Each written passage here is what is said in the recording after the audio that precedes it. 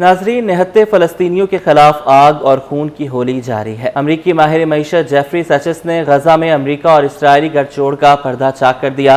Jeffrey سچس کا کہنا ہے کہ اسرائیل کی جانب سے غزہ میں جاری نسل کشی امریکہ کی روزانہ کی سطح پر دی جانے والی آپریشنل مدد کے بغیر ممکن ہی نہیں ہے۔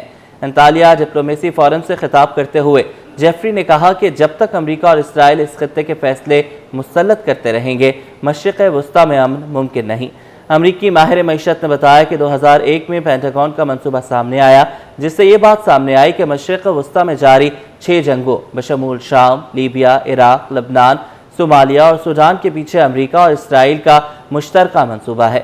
واحد جنگ جو ابھی تک نہیں ہوئی وہ امریکہ کی ایران کے ساتھ جنگ ہے، جسے اسرائیل آج بھی بھڑکانے کی کوشش کر رہا ہے۔ جیفری سچس نے کہا کہ اسرائیل یہ جنگیں کبھی اکیلا نہیں لڑ سکتا۔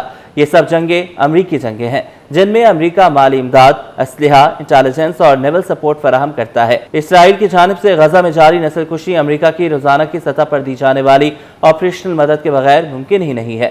ادھر اسرائیل حماس جنگ بندی کے لیے مصر کے دارالحکومت قاہرہ میں ہونے والے مذاکرات کسی پیش رفت کے بغیر ختم ہو گئے۔ فلسطینی اور مصری ذرائع کے مطابق حماس نے اپنا موقف برقرار رکھا ہے کہ کسی بھی معاہدے کا نتیجہ جنگ کے مکمل خاتمے پر نکلنا چاہیے۔ اسرائیل نے جنوری میں طے پانے والے جنگ بندی معاہدے کے ناکام ہونے کے بعد گزشتہ ماہ دوبارہ غزہ میں اپنی فوجی کارروائیاں شروع کی تھیں، اور اس کا اصرار ہے کہ جب تک حماس کو مکمل طور پر شکست نہ دے دے یہ حملے جاری رکھے گا۔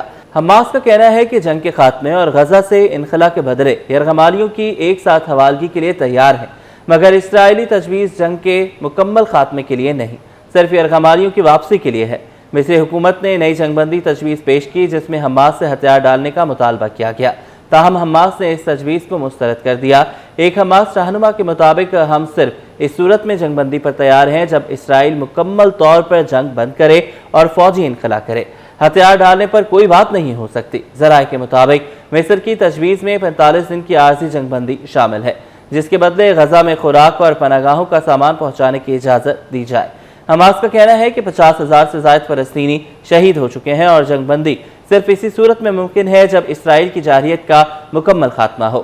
دوسری جانب امریکہ نے اسرائیل کو $180 ملین مالیت کے ہیوی وہیکل انجن فروخت کرنے کی باضابطہ منظوری دے دی ہے۔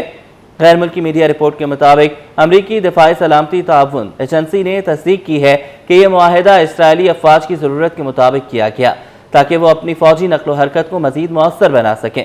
امریکی محکمہ خارجہ کا کہنا ہے کہ ان انجنز کو آرمڈ پرسنل کیریئرز میں استعمال کیا جائے گا، جس سے سرحدی دفاع اور فوجی رسپانس کی صلاحیت میں اضافہ ہوگا۔ معاہدے میں صرف انجن ہی نہیں بلکہ اسپیئر پارٹس، ٹیکنیکل سپورٹ اور لاجسٹک سروسز بھی شامل ہیں۔ محکمہ خارجہ نے مزید کہا ہے کہ یہ انجن خاص طور پر چیلنجنگ اور جنگ زدہ علاقوں میں فوجی نقل و حرکت کے لیے تیار کیے گئے ہیں۔ ساتھ ہی یہ وضاحت بھی کی گئی ہے کہ اس ڈیل سے خطے کے فوجی توازن پر کوئی اثر نہیں پڑے گا۔